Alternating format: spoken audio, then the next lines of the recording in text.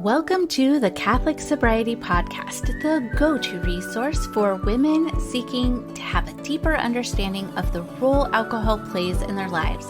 Women who are looking to drink less or not at all for any reason. I am your host, Christie Walker. I'm a wife, mom, and a joy-filled Catholic, and I am the Catholic Sobriety Coach, and I am so glad you're here. If you have been playing the moderation game with alcohol for a while, and you have started to realize that perhaps moderation isn't going to work for you, then this podcast episode is for you. Often when we've been trying to moderate, setting boundaries about I'll only drink at this time, I'll only drink this type of alcohol, I'll only do XYZ, and we put up these boundaries and perimeters for ourselves, but we continually find that we are stepping over them, that we're breaking them, that it's just actually causing a lot of chaos and anxiety to even think about it, and it's taking a lot of your energy. And that's not good, because the reason that you probably want to stop drinking or be able to moderate in a way that works for you is because you're finding that thinking about alcohol, drinking alcohol, and then recovering from drinking alcohol is taking way too much time. So if moderating drinking is taking that much time or more, then it can seem like, why even bother, right? So what many people do is they decide that they are going to take a break from alcohol. It looks different for everyone. Some people choose to start with just 7 days. I think that if you are a regular drinker, that is a great place to start. However, when you can go for longer amounts of time, that is when you will begin to experience the benefits of not drinking, which I will touch on at the end of this podcast episode as well. But first, I just want to talk about how to get through that first week of sobriety. These tips will be perfect for you as you get through that first week, and then maybe you move on to a month. Maybe you will move on to 60 days, 90 days, 100 days, maybe even a year. But you don't have to think about that now. Let's just talk about getting you through that first week of sobriety, of abstaining from alcohol. Now, the first thing I want to let you know, actually, there's two things. The first thing is to stop drinking, to quit drinking, to realize that you do not want alcohol in your life anymore does not require a label of any kind. You don't have to identify yourself as anything. You can just choose not to drink. It doesn't mean anything about you. It doesn't mean anything about your drinking habit. Sometimes people get a little scared or fearful about saying, I'm not going to drink anymore, because they're afraid that the people will automatically assume, oh, she's an alcoholic. Now, I will say this may have been true years ago, but I'm finding that more and more people just are not drinking just because, they just realize that it is not good for their body. It's not good for their mental health, for their spiritual well-being. And overall, it is not serving them at all. So the first thing is, you don't have to have a label to decide that you want to stop drinking. The second thing is something that people think, that they have to hit a rock bottom, or they have to be like an everyday drinker, or they have to have some kind of dire reason for quitting drinking or examining their alcohol consumption. And that is simply not true. You do not have to have a drinking problem to realize that alcohol is becoming a problem for you. And that is going to look different for everyone. If it is causing any amount of chaos, you don't have to explain anything to anyone. You don't have to label yourself, and you definitely do not have to hit a rock bottom, or alcohol doesn't have to be causing a level of chaos where you're ending up getting DUIs, you're not showing up for work, you're driving around with your kids in the car drunk. It doesn't have to be that extreme to realize that maybe alcohol is not serving you. Okay, so let's talk about getting through that first week alcohol-free. The first thing that I recommend is to stop romanticizing alcohol. And yes, that is easier said than done, but a really good way to do that is something that I do with my clients right away, which is we talk about the pros of alcohol and the cons of alcohol. You can do it in a journal. I recommend when you are going on a journey toward alcohol freedom to eliminate or reduce alcohol from your life, I completely 100% recommend keeping a journal. Even if you're not like a journaler or somebody who likes to write, even just taking little notes, bullet point notes each day will help you so that you can go back and look at the awareness that you've gained and realize what's working, what's not working, what needs tweaked, where are my urges coming from, and those types of things. So I highly recommend keeping a journal. If you don't want to call it a journal and you want to call it a list or whatever, it's fine. But it's very, very beneficial. And again, you can go back and look at that later. So you're either going to take a piece of paper, fold it in half, have a pro side and a con side, or you're going to have a journal, open up your journal. On one side of the page will be the pros, one side of the page will be the cons. You are going to take off your rosé colored glasses and start writing and start thinking. So alcohol definitely does something for you. It gives you something, which is why you continually go back to it. So think about all those things and write them on the pros side. And then I want you to think about all the things that alcohol takes away from you, all the ways that it prevents you from living the life you desire or the life that you want to create. And again, that can look different for everyone. That can be feeling zapped of creativity and having low energy. That can be consistently breaking promises to yourself and others.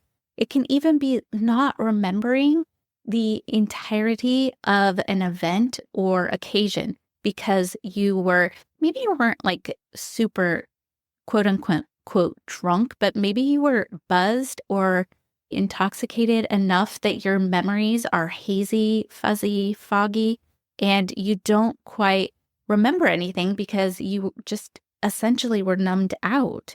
It can also be you're just tired of celebrations always revolving around alcohol, and maybe you're just bored with drinking and you're always looking for that next thing, that better bottle of wine, that fancier cocktail, whatever it is. The things that used to satisfy you don't anymore. Your tolerance has increased, and things like that. So if you are tired of those things, then that can be something to look at, to write down, and that will help you to stop romanticizing alcohol and making it seem better than it is. When you think about romanticizing alcohol too, and this will be my last point on this, is think about alcohol commercials.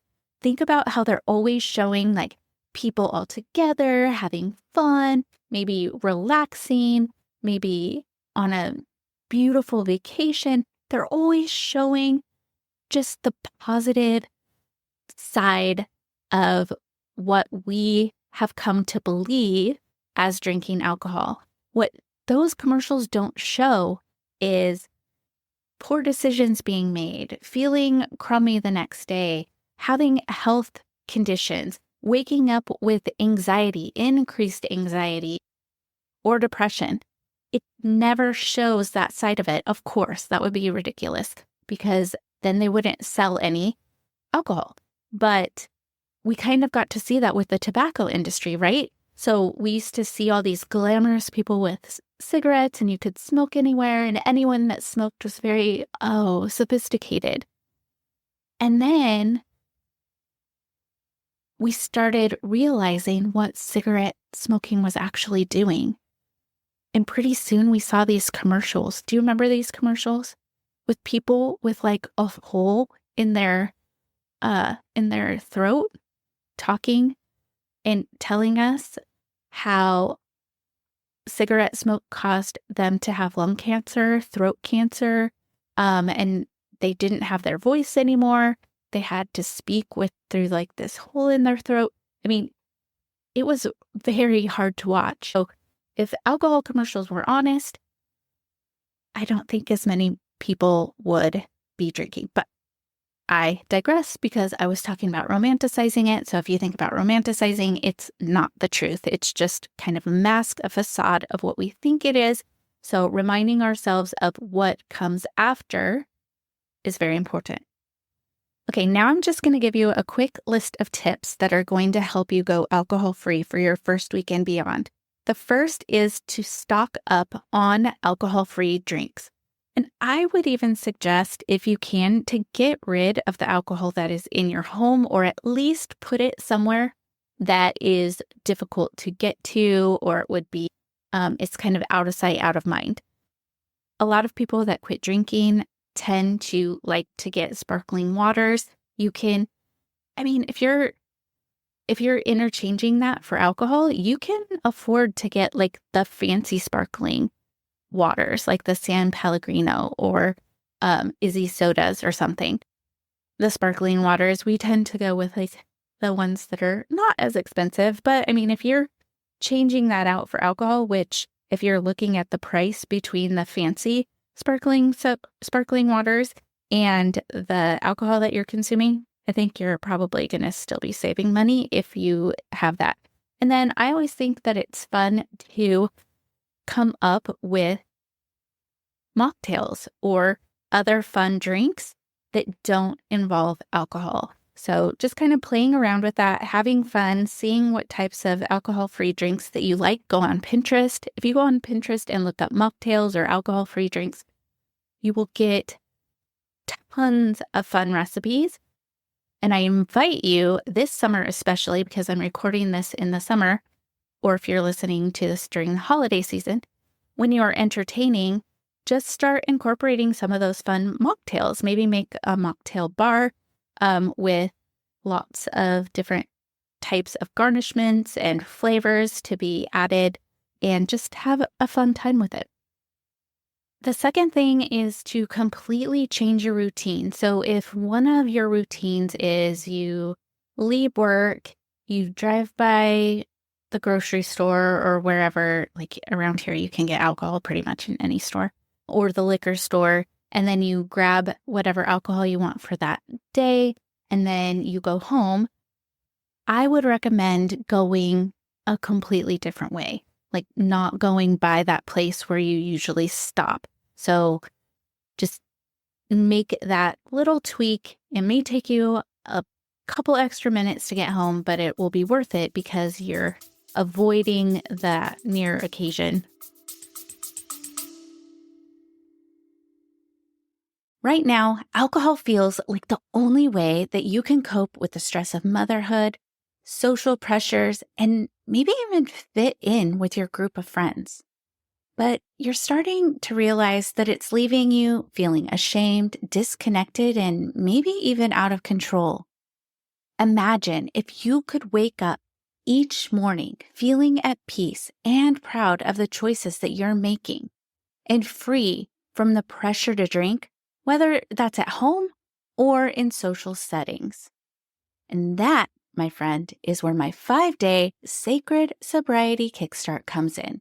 By the end of the 5 days, you will feel more peaceful and in control because you will have more clarity and confidence around your decisions to take it or leave it. You're also going to learn how to manage your mind in a way that is aligned with your faith.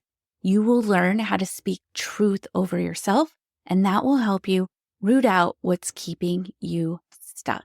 So check out my 5-day Sacred Sobriety Kickstart and gain the clarity you need to make the decision to take alcohol or leave it from a place of peace. You can visit my website, thecatholicsobrietycoach.com. I have a pop-up there, or just go to my show notes.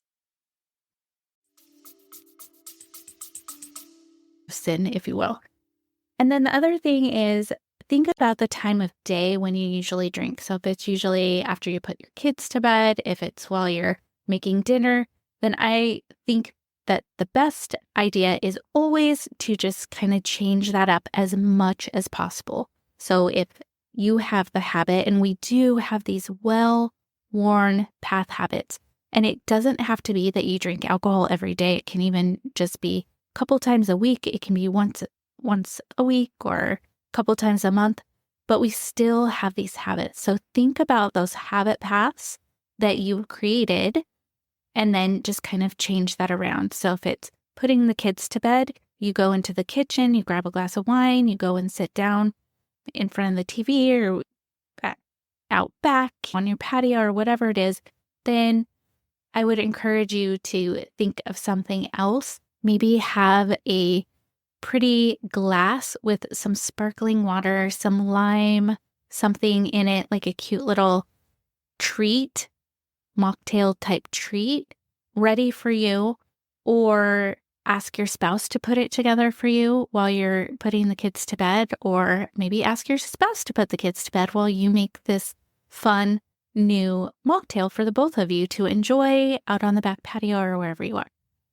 The key is to be creative. Just let those creative juices flow and focus on all that you will gain by taking a break, and do your best not to focus on what you're giving up, because I guarantee you what you're going to gain is going to give you a far, far more than anything that you've given up, especially once you are kind of far removed for it. You'll really be able to see how much you have gained. It can be really hard when you're close to it and you're in it, but as you move farther away and detach from it, the more we detach and break away those chains, the easier it is to actually see alcohol and our habit for what it really is, and also look at it without judgment. Just look at it like, yeah, that was tough, but I'm kind of on the other side of it now.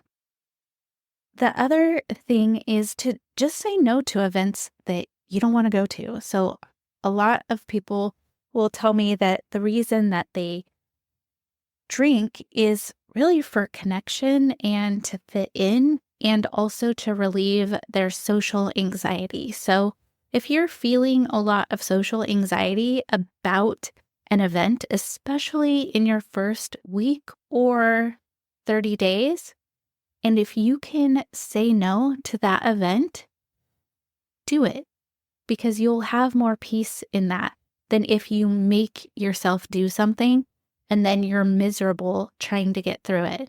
I'm not saying that you have to say no to events forever. I'm just saying be more discerning of your yes, and that will help you to say no to things that you may just feel an obligation to do, but you don't really actually have to do. My other tip is to plan and prepare. Now, I would equate this a lot to what I do every week, which is meal planning. So I have a family of 5, and it benefits us greatly when I can actually look at the week, what events we have going and all of that, and then plan out meals, what I'm going to make for dinner, and then make the shopping list of the ingredients that I need, and then actually take the action of going shopping and getting those ingredients. And that makes it so much easier, because when dinner time rolls around, I'm not frantically scraping up what ingredients do we have, what can I put together with hummus and bacon bits and spaghetti noodles, what can I make out of that? I mean, that sounds horrible. I would never do that to my family, but what I'm trying to say is that planning will help you to ensure your best result. Just like meal planning, ordering groceries, and then getting the groceries, ensuring that I have all those items I need, makes it so that our dinners are so much more delicious and enjoyable. So I have an episode. It is called Navigating Events and Celebrations with a Party Protocol. It's episode 49.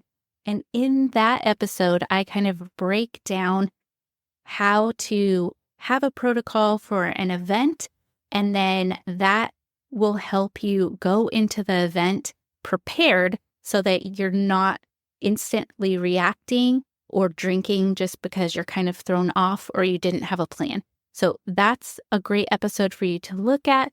I also have another episode 54, that is called How to Rock a Party Without Alcohol, Even If You Are an Introvert. So this can be very helpful as you plan and prepare, and it can also be helpful as you're discerning what events that you really actually do want to go to. Another tip that I have for you is to distract yourself when an urge comes up. Now, I have a free guide. You can find it in the show notes. It's called Drink Less or Not at All, a Catholic Guide to Freedom. And in that, I have a bunch of tools that will help you gain clarity and confidence around your drinking. But one of the tools that is in there is to make a list of 50 things that you can do instead of drinking. So things that you like to do. That can be maybe give yourself a facial or a pedicure or go for a walk or play a board game. It can be lots of different things. You don't have to fill out all 50 things in one sitting. Like, you can add to it as you remember things or activities pop into your mind. I also always suggest thinking about things that you used to love to do before you started drinking. Like things that used to give you a lot of joy when you were a kid. That can be like different crafts or hobbies. Think about those things and find ways to incorporate those into your life now.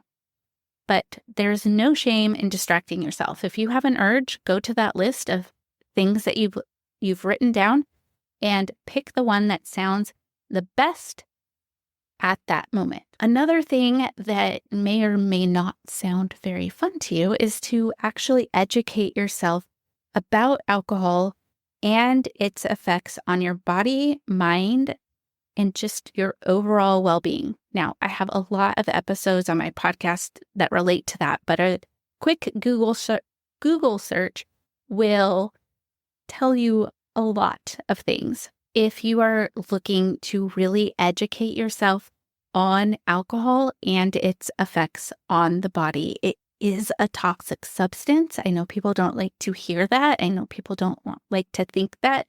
But honestly, the more you know about the toxicity of the substance and how alcohol does to our body and our brain, what it's designed to do, what it is, the less judgment you have on yourself, the less you beat yourself up and you realize like, oh, this is why. It's science. So just go and educate yourself about alcohol and its effects on your body, whether that's listening to this podcast, Googling. Just make sure that when you're Googling, you are looking at reputable sources, trusted sources that are going to provide you with reliable information. The next tip I have for you is not to rely on willpower. Don't white-knuckle it. Instead, I want you to harness the power of divine determination. Invite the Lord in. Invite the Holy Spirit to strengthen your gifts. Because when your spiritual gifts are strengthened and you are working and using those gifts, then the fruits of the Spirit will just show up in your life. Those fruits of peace and joy and love, all of those beautiful fruits that we get from using our spiritual gifts, those gifts that God gave us at our baptism. They are ours by virtue of our baptism. We just have to unwrap them and use them. So learn more about your gifts, about the 7 gifts of the Holy Spirit, learn about your charisms, and that will really, really help you to cultivate virtue as you're rooting out the vice. And you'll just find that you just have far more peace. And then the last thing is to shift your mindset from FOMO to JOMO. So I want you to consciously think, again, this can be in your journal or your note bullet point book, whatever is most comfortable for you. Focus on what you are gaining in the process of letting go, of detaching from alcohol. Focus on the joy of missing out, not the fear of missing out, the joy of missing out. When you think about all the things you're gaining instead of all the things that you aren't doing because you're not drinking, it just kind of flips a switch in your brain and it makes it so much easier to resist those urges when they come. And if you have them written down, it makes it even easier because sometimes when we're in the midst of an urge or a craving, we don't want to think about those things. Our brain doesn't want to think about those things. So if we can go to our notebook and look at all the things that we've written, that we've gained, notes that we've made, then that is going to help so much to remember why. Remember your why. Okay, so at the top of the show, I said that I would briefly explain or maybe mention some of the benefits that you are going to experience when you go alcohol-free. So one of the things in week 1 is that your sleep pattern will have improved. If you have an Apple Watch or some kind of an app or something that tracks your sleep patterns, I would invite you to look at that and just notice the changes to your sleep. It's going to be less disruptive. And then during the day, you're also going to realize that maybe you have more mental clarity and focus and you're more creative. And then in about week 2, most people say that they have, if they are experiencing acid reflux, that kind of goes away. And also people that have or are experiencing gut health issues, notice that that subsides as well around week 1 or 2. And then about week 3, I don't know if you have blood pressure issues, but if you do, that can reduce as well. That means that your risk of heart problems or stroke greatly reduces. By week 4, and maybe sooner, you'll notice that your skin is looking better because you are just more well hydrated, that your skin has like a healthier glow and that, it just looks better. By week 4, this is exciting, your liver function has recovered. Our livers are amazing. So unless you have some kind of liver disease that cannot be reduced, after about 4 weeks, your liver function has recovered. And the liver plays a role in over 500 vital processes. It removes contaminants, converts food nutrients, stores minerals and vitamins, regulates blood clotting, produces protein, enzymes, and bile, helps fight infection. It removes bacteria from the blood. It maintains hormonal health, and you get more energy. So we want to keep our livers in prime condition. And so by the time that 4-week mark has arrived, for most of us, liver function is recovered. So those are just a few of the many, many benefits that you can expect when you decide to take a break from alcohol. I hope you found the tips on getting through your first week alcohol-free and beyond are super beneficial for you. I'm here for you. So if you have any questions, feel free to get in contact with me. I'm on Instagram at the Catholic Sobriety Coach. There's also an option in my show notes where you can send me a text, and don't forget to grab my free guide, Drink Less or Not at All, a Catholic Guide to Freedom. It has so many tools in there that can help you get started.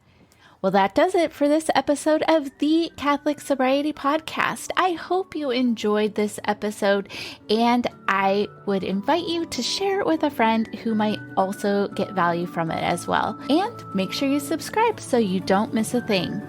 I am the Catholic Sobriety Coach, and if you would like to learn how to work with me or learn more about the coaching that I offer, visit my website, thecatholicsobrietycoach.com. Follow me on Instagram at the Catholic Sobriety Coach. I look forward to speaking to you next time. And remember, I am here for you. I am praying for you. You are not alone.